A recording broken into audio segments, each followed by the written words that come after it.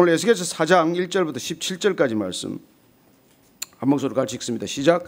너 인자야, 토판을 가져다가 그것을 내 앞에 놓고 한 성읍 곧 예루살렘을 그 위에 그리고 그 성읍을 에워싸되 그것을 향하여 사다리를 세우고 그것을 향하여 흙으로 언덕을 쌓고 그것을 향하여 진을 치고 그것을 향하여 공성퇴를 둘러 세우고 또 철판을 가져다가 너와 성읍 사이에 두어 철벽을 삼고 성을 포위하는 것처럼 에워싸라. 이것이 이스라엘 족속에게 징조가 되리라.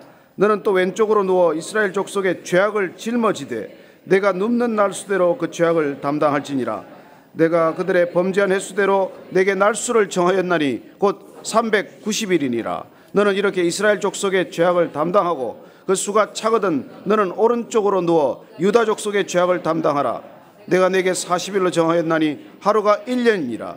너는 또 내 얼굴을 에워싸인 예루살렘 쪽으로 향하고 팔을 걷어 올리고 예언하라. 내가 줄로 너를 동일이니 내가 에워싸는 날이 끝나기까지 몸을 이리저리 돌리지 못하리라. 너는 밀과 보리와 콩과 팥과 조와 귀리를 가져다가 한 그릇에 담고 너를 위하여 떡을 만들어 내가 옆으로 눕는 날수 곧 390일 동안 먹되 너는 음식물을 따라서 하루 20세겔씩 때를 따라 먹고 물도 6분의 1흰씩 되어서 때를 따라 마시라. 너는 그것을 보리떡처럼 만들어 먹되 그들의 목전에서 인분 불을 피워 구울지니라. 또 여호와께서 이르시되 내가 여러 나라를 쫓아내어 흩어버릴 이스라엘 자손이 거기서 이같이 부정한 떡을 먹으리라 하시기로 내가 말하되 아하 주 여호와여 나는 영혼을 더럽힌 일이 없었나이다.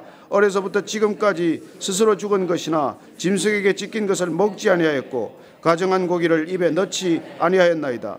여호와께서 내게 이르시되 보라 쇠똥으로 인분을 대신하기를 허락하노니 너는 그것으로 떡을 구울지니라. 또 내게 이르시되 인자야 내가 예루살렘에서 의뢰하는 양식을 끊으리니 백성이 근심 중에 떡을 달아 먹고 두려워 떨며 물을 되어 마시다가 떡과 물이 부족하여 피차에 두려워하여 떨며 그 죄악 중에서 쇠폐하리라. 아멘.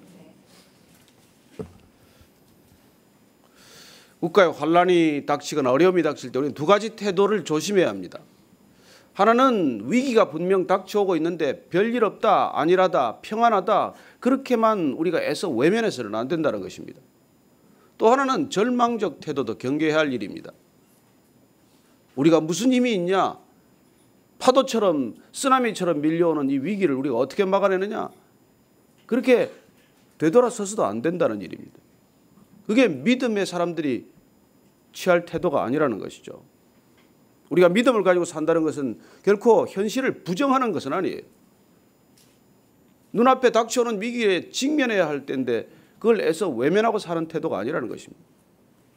또 하나 우리의 힘이 무슨 능력이 있어서 이 위기를 우리가 내 힘으로 내가 막아설 수 있겠느냐고 절망하는 태도도 믿음의 태도가 아닙니다.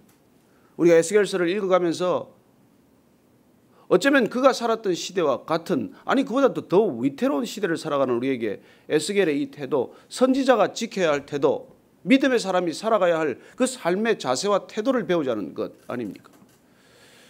그는 하나님께 부름을 받았어요. 말씀을 받았습니다. 성령 충만해졌습니다. 어떻게 살아내야 할 것입니까?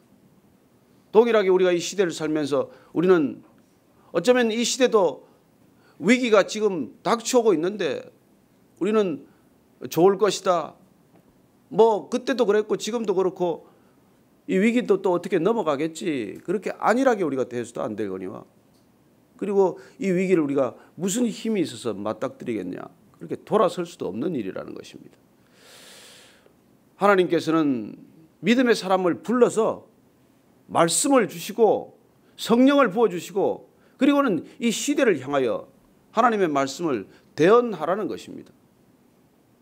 그들을 흔들어 깨우라는 거예요.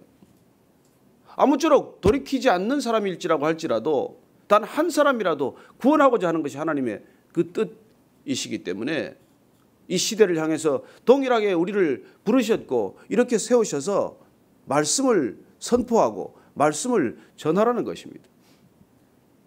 주님께서 택하신 백성들이 있고 그리고 주님의 말씀에 경청할 사람들이 반드시 있기 때문에 우리는 때를 얻든 때를 얻지 못하든 그들이 듣는 것 같든 듣지 않는 것 같든 상관없이 우리는 하나님의 메시지를 전하는 메신저로 부름받은 사람들이라고 하는 것이죠. 오늘 이 본문을 읽으면서 얼마나 답답한 생각이 듭니까? 에스겔이 무슨 죄가 있길래 그가 이스라엘 백성들의 죄, 유다 백성들의 죄를 뒤집어 쓰고 차마 하지 못할 일을 하면서 그 세월을 견뎌야 하는 것입니까? 도대체 하나님은 어떤 분이시길래 왜 믿음의 자녀로 택한 사람들, 선지자로, 예언자로 부름받은 사람들을 이렇게 가혹한 미션을 주신단 말입니까? 아니, 예수님께서 그렇게 말씀하지 않으셨습니까? 악한 아버지라도 제 자녀들에게는 좋은 것을 줄 알거든 하물며 하늘 아버지랴. 도대체 그런 아버지라면 왜 믿음의 사람을 부르셔서 이런 보통 사람도 겪지 않을 이런 고통을 이렇게 명령하시라는 것이죠. 제가 어제 이 말씀을 묵상하면서 저도 가슴이 답답해요. 390일 동안 또 40일 동안 그 백성들의 죄를 내가 뒤집어 써라. 이 고통스러운 명령을 우리가 어떻게 이해할 수 있습니까? 그렇죠. 또 이해가 안 되니까 또 순종을 요구하시는 것이죠. 여러분, 이해가 되면 순종도 필요 없습니다. 알아듣는 말 알아듣고 또 내가 충분히 납득할 만한 그런 명령이라면 순종이 왜 필요합니까? 그냥 합의가 필요하고 의논이 필요하고 토론하면 되는 것이지만, 그러나 하나님과는 토론도 할 수가 없고 의논도 할 수가 없고 도대체 이걸 어떻게 하라는 얘기입니까? 그리고 우리가 정말 이 땅에서의 목숨이 전부라면, 이 땅에서 살아가는 것이 전부라면 하나님의 이런 명령을 들을 필요도 없어요. 전 보러 가는 게 낫고 다른 종교 찾아다니는 게 낫고 뭐 명상하고 낫고 요가하는 게 낫지, 이 말씀 읽고 우리가 이걸 어떻게 견뎌내라는 것입니까? 저는 어제 이 말씀을 묵상하면서 단 한 가지 우리가 하나님께 순종하는 까닭은 이 땅의 삶이 전부가 아니라는 것 때문이에요. 우리의 계산이 이 땅에서만 끝나는 게 아니기 때문에 하나님을 우리가 하나님으로 인정하는 것이고, 그분이 창조주이시기 때문에 피조물인 우리로서는 하나님이 주관하시는 이 모든 일을 다 알 수 없기 때문에, 그러나 단 한 가지 우리가 알거니와 그분은 선하신 목적을 가지고 있고 궁극적인 선을 이루시기 위해서 우리에게 때로 고난을 허락하시고 이해할 수 없는 상황 가운데로 우리를 부르시고 밀어넣으시고 때로는 우리를 죽을 것 같은 상황으로 몰아넣는다는 것, 그것밖에는 우리가 해석할 길이 없는 것이죠. 이때 지금 에스겔이 이런 어이없는 행동을 하도록 부름받은 때는 지금 앞으로 한 6, 7년 후면 남유다가 또 멸망하는 때예요. 이미 북이스라엘은 망했습니다. 북이스라엘은 BC 930년에 여로보암이 나라를 세운 이래로, 그리고 지금 390일을 주님께서 이스라엘을 위해서 내가 죄를 뒤집어 쓰라고 하는 이 기간은, 그리고 어쩌면 1차 이렇게 3차 바벨론 침공에 의해서 멸망하고, 그리고 나중에 이제 포로의 생활에 있다가 귀환하는 시간까지를 계산을 하는 것이죠. 그 기간 동안 1년을 하루로 쳐서 390일을 내가 왼쪽으로 들어누워서 이스라엘을 바라보며 그렇게 고통의 시간을 가지고, 또 그 날수가 차면 30일, 40일을 또 유다를 위해 그런 시간을 가지라는 것이죠. 오늘 이 말씀을 정말 들었을 에스겔의 심정이 한번 되어보십시오. 사람들 앞에서 몸을 칭칭 동이고 들어누워서, 그리고 토판을 만들어다가 그 앞으로 바벨론의 침공을 맡게 될 예루살렘을 향해서 퍼포먼스를 하라는 거예요. 행위 예술을 하라는 겁니다. 연극을 하라는 거예요. 여러분, 하나님께서 말씀을 그동안 북이스라엘부터 남유다에 이르기까지 말씀하지 않으셨습니까? 끊임없이 말씀하셨지만은 하나님을 대적하고 우상으로 달려갔던 그 백성들을 향해서 주님께서 지금 마지막 이제는 실제 선지자를 불러서 그 몸으로 어떤 위기가 닥치는지를 다 일일이 알려주고 계신 것이죠. 저는 여러분 앞으로 닥쳐올 위기를 하나님께서 다 알려주고 계신다고 믿습니다. 말씀을 통해서 이미 알려주시고, 그리고 우리가 정말 도처에서 일어나는 일들을 통해서 알 수 있다는 것입니다. 제가 이번에 비록 짧은 기간이지만은 요한네스버거에 있어서 나흘간 말씀 집회, 전도 집회를 하면서 정말 뭐 숙소에서 뭐 그냥 교회만 왔다 갔다 했어요. 그러나 성도들 이런 사람 저런 분들 만나보면서 이런저런 얘기를 쭉 들었습니다마는, 여러분 백인 정권이 이제 물러나고 흑인 정권이 들어선 지 한 10여 년 만에 정말 나라가 걷잡을 수 없이 빠른 속도로 부패하고 있다는 것이에요. 그리고 일당 독재가 가져온 어떤 그런 부패가 생각보다 훨씬 빠른 속도로 진행이 되고 있어서 백인들은 차츰 떠나기 시작을 하고, 그리고 그 땅에 있던 우리 한국인 교민마저도 상황이 어려워지고 또 화폐 가치는 급속히 하락하고 있고 이런저런 여러 가지 경제 지표가 아주 어렵다는 거예요. 정권 하나 바뀌었는데 넬슨 만델라하고 데클레르크 그 두 사람이 노벨 평화상을 받고 말이죠. 정말 흑백 아파르테이트를 잘 종식시키고 인종 분규를 그런 대로 아름답게 종식시켰다고 믿었지만은 또 한 흑인 정권들이 들어서면서 부패하기 시작하는데 걷잡을 수 없이 부패한다는 거예요. 그래 우리가 세우기는 어렵고 무너지기는 쉬운 것입니다. 정결해지기는 어렵지만은 타락하는 건 한순간이에요. 어쩌면 그렇게 오랫동안 이 이스라엘 백성들, 유다 백성들을 주님께서 그래도 지켜주셨던 까닭은 내 백성이기 때문에 390년 그렇게 지켜주셨던 것 아니겠습니까? 한 나라가 망하는데 그렇게 오랜 시간이 걸릴 것도 없어요. 하나님께서 지켜주시지 않았다면, 붙드시지 않았다면 그 나라가 그렇게 오랫동안 견디기도 어려웠을 것입니다. 어쨌건 오늘 이 에스겔을 통해서 이스라엘 백성들에게 하나님께서는 그래도 끝까지 심지어 이런 모습들을 통해서, 이미지를 통해서도 돌이키도록 그렇게 이스라엘 백성들을 부르고 계신 것이죠. 오늘 그렇게 줄로 동역하면서까지 그렇게 몸을 꼼짝 못하게 하는 게 그런 어떤 선지자의 행동을 통해서까지 하나님께서는 이 백성들이 어떤 일을 겪게 될 것인지를 눈으로 직접 보여주시고 계신다는 것입니다. 그리고 9절 이하를 보면은 9절 11절까지 한번 읽겠습니다. 앞으로 닥치게 될 또 기근에 대해서 이렇게 알려주십니다. 시작. 너는 밀과 보리와 콩과 팥과 조와 귀리를 가져다가 한 그릇에 담고 너를 위하여 떡을 만들어 내가 옆으로 눕는 날 수 곧 390일 동안 먹되 너는 음식물을 따라서 하루 20세겔씩 때를 따라 먹고 물도 6분의 1 흰씩 되어서 때를 따라 마시라. 에스겔은 지금 몸도 자유롭지 못한 상황이지만 이 묶여있는 이 상황 동안에 먹는 것도 제한을 당해요. 지금 보니까 20세겔씩 먹으라고 되어 있는데 이게 하루에 한 300g 정도라고 그래요. 물도 6분의 1 흰씩 되어 먹으라고 되어 있는데 이것도 한 0.5리터 정도예요.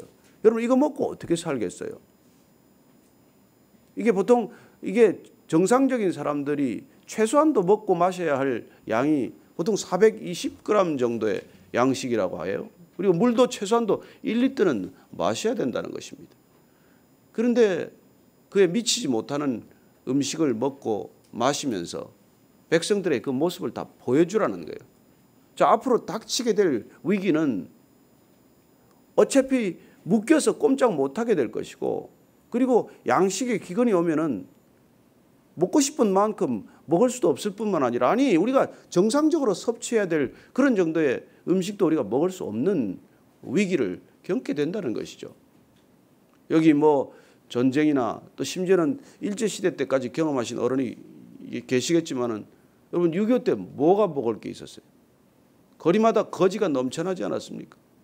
아이들이 버려지지 않았습니까? 그런 위기, 그걸 다시 한번 보게 된다는 것이죠. 예레미야서에 보면은 이런 기록들이 잘 나와 있습니다. 정말 끔찍한 기록들이 나와 있죠. 그리고 또 여호와께서는 이 보리떡처럼 이렇게 떡을 구워 먹는데 그 떡을 구워 먹을 때 인분으로 그걸 구워 먹으라는 거예요. 그렇죠. 연료가 없으니까 앞으로 그런 것들로 사용하게 됩니다. 우리가 뭐 인도나 이런 데 가면은 가축들의 분뇨로 그걸 말려서 음식을 이렇게 하는데 쓰지 않습니까? 아프리카도 물론 그렇죠. 그리고 연료가 마땅치 않으니까 나무가 없고 땔감조차 없어지면 그런 것들로 불을 피워 쓴다는 것입니다. 그랬더니 에스겔이 제발 인분만은 좀 쓰지 못하게 해달라고 사정하죠. 하나님께서 그건 들어주십니다. 그리고는 우분을 쓰도록 그렇게 하죠. 쇠똥을 쓰라고 말씀해 주십니다. 여러분 이건 무슨 말일까요? 저는 인분이 소똥보다 더 더러운 거구나. 더 추악한 것이구나. 사람의 배설물이 여러분 짐승 배설물보다 더 지독하고 더 추악하고 더 더럽다는 거예요. 인간이 어쩌면 하루 종일 생각하고 하루 종일 먹고 마시고 배설하는 그 모든 것들 쏟아놓는 것들이 짐승보다 못할 수 있다는 것이죠. 저는 사람들의 끔찍한 모습들을 보면은 어쩌면 동물도 하지 않는 행동, 짐승끼리도 하지 않는 행동, 심지어 가시고기라든지 짐승들은 자기 자식들을 위해서 목숨을 버릴 줄도 아는데 짐승만도 못한 이런 시대를 우리가 사는구나. 이런 폐륜적 사회를 우리가 만들고 말았구나. 그런 것들을 우리가 혹독하게 정말 느끼지 않습니까? 오늘 에스겔이 정말 사람의 인분으로는 그걸 차마 굽지 못하겠습니다. 그렇게 더러운 건 제가 좌우지간 일생 동안 그런 짓은 하지 않았는데 어떻게 내게 이렇게 가혹하십니까? 하나님께서는 때로 들어주시기도 하지만 안 들어주시기도 해요. 베드로가 고넬료를 만나러 갈 때 그는 3번씩 꿈을 꿉니다. 보자기에 온갖 부정한 동물이 담겨 있는 것을 보고 잡아 먹으라고 합니다. 그러나 베드로는 난 먹지 못하게 하죠. 하나님께서 그러나 그걸 끝내 먹으라고 말씀하십니다. 어쩌면 우리가 하나님과 정말 이런저런 일들로 우리의 기도 제목을 내놓을 때 하나님께서는 우리가 바꿔달라는 것을 바꿔주실 수도 있고 또 하나님께서는 명령을 준행하라고 끝까지 우리에게 순종을 요구하실 수도 있습니다. 왜요? 그분이 하나님이시니까. 저는 하나님께 대해서 여러분들이 토를 달지 않게 되기를 바랍니다. 하나님께서 명령하시는 건 때로 이해가 되지 않고 때로 순종을 요구하지만 그러나 또 때로 여러분들이 정말 내 체질과 형편을 주님께 알려드리면은 주님께서 또 그게 맞춰서 하나님께서 우리에게 합당한 것들을 허락하실 수도 있는 하나님이십니다. 그러나 그 사정은 들어주었고 이 사정은 왜 안 들어주십니까? 저 사람은 들어주었는데 나는 왜 안 됩니까? 그건 이유가 되지 않아요. 저는 우리가 이 말씀을 묵상해 가면서 에스겔서를 따라가면서 그래도 에스겔이라는 선지자를 통해서 그 시대에 돌이켰을 믿음의 사람들을 생각해 봅니다. 어쩌면 우리가 납득할 수 없는 일들이지만 도대체 우리가 무엇 때문에 하나님의 자녀로 부름받았으나 이런 고통을 져야 하는지에 대해서 이해할 수 없지만 그러나 하나님께서 이 시대도 동일하게 믿음의 사람들을 통해서 이 시대를 흔들어 깨우기를 원하고 크리스천들을 통해서 교회를 통해서 하나님께서는 행하실 일들이 있다는 것이죠. 어쩌면 이 시대에 에스겔이 맡았던 이 어려운 미션을 이 시대 주님께서는 진정한 교회를 통해서 그 일을 감당케 하시기를 원하고 계십니다.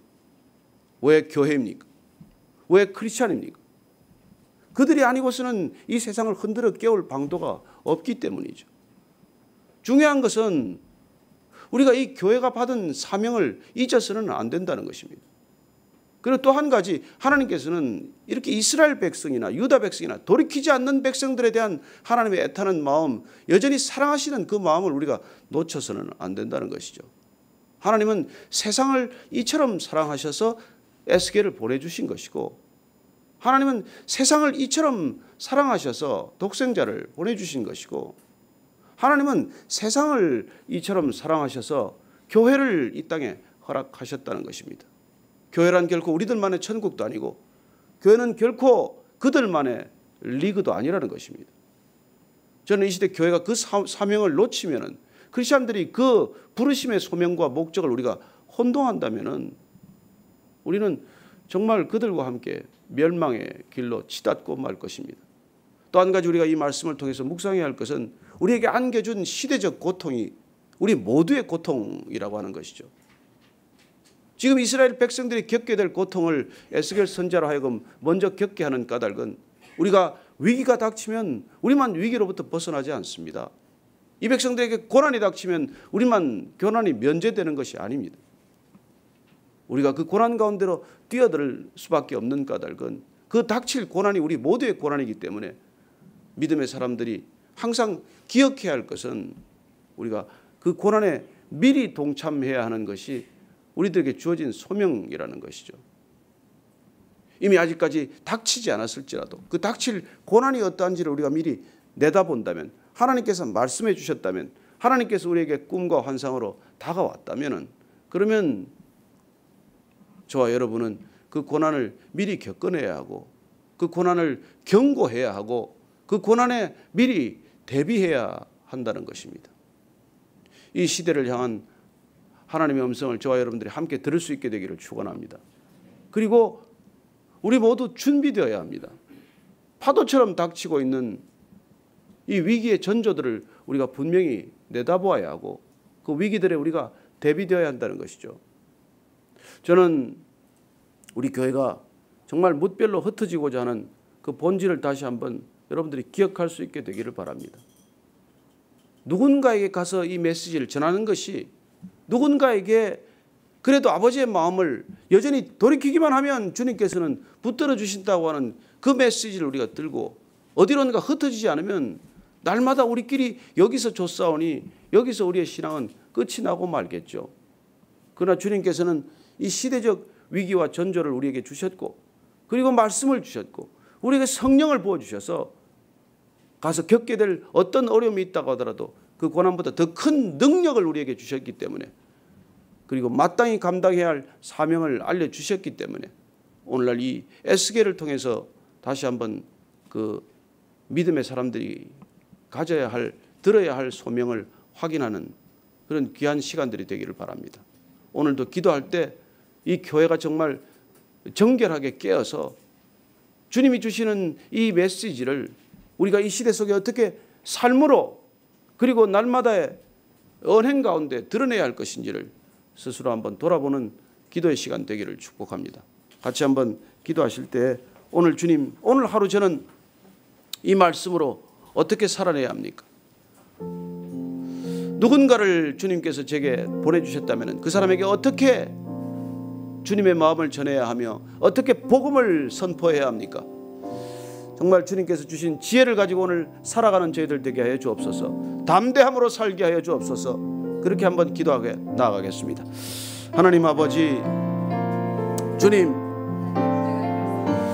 이 백성들에게 정말 긍휼을 베풀어 주셔서 감사합니다. 그러나 끝까지 주님께 붙들려 있는 백성들 될 수 있도록 주님, 왜 주님 저희들을 부르셨습니까? 주님 왜 교회를 부르셨습니까? 왜 우리가 교회입니까? 주님, 이 시대 교회가 무슨 일을 감당해야 합니까? 이 시대 믿음의 백성들이 어떤 일을 감당해야 합니까? 주님, 고난 가운데로 뛰어들어야 할 때 고난보다 더 큰 능력을 허락해 주시고 주님이 주신 놀라운 힘과 능력으로 오늘 하루 살아가는 우리 모두가 되게 하여 주옵소서. 시대를 향한 주의 메시지를 전하는 메신저가 되게 하시고 오늘도 주 앞에서 거룩한 백성으로 살아갈 때 하나님께서 한 사람 한 사람 저에게 주시는 놀라운 능력의 하루가 되게 하여 주옵소서. 하나님, 소명과 소망이 함께 있는 하루가 되게 하시고 그 소명이 소망되게 하시고 그 소망이 능력되게 하시고 그 능력이 우리를 이 시대를 살리는 주님의 영광 되게 하여 주옵소서. 하나님 함께하여 주시옵소서. 하나님 아버지, 오늘도 에스겔 선지자를 통해서 주신 시대의 메시지를 담게 하여 주옵소서. 하나님, 어떻게든 단 한 영혼이라도 구원하고자 하는 주의 마음, 아버지의 마음 저희들이 품고 세상 가운데로 걸어갈 때 주님, 오늘 가는 곳마다 만나는 사람마다 주의 복음을 살아내는 하루가 되게 하여 주옵소서. 하나님, 아침마다 주의 말씀에 붙들리는 까닭은 주님께서 저희들을 메신저로 부르셨사오니 주님 담아주신 소명이 소망이 되게 하시고 주님 주신 소망이 능력 되게 하여 주옵소서. 이제는 십자가에서 그 능력을 우리에게 부어주신 우리 구주 예수 그리스도의 은혜와 하나님 아버지의 몽활하신 사랑과 성령의 함께하심이 오늘 이 아침에 에스겔 선지자를 통해서 그 시대를 향해 아픔을 짊어져라, 죄악을 대신 담당하라, 그렇게 명령하셨을 때 순종했던 믿음의 사람처럼 저희들도 이 시대가 주는 아픔 함께 나누기를 원하고 그 아픔 함께 짊어지기로 결단한 이 자리에 고개 숙인 모든 믿음의 사람들, 믿음의 형제들 자매들 위해 지금부터 영원까지 함께 하시기를 간절히 축원하옵나이다. 아멘.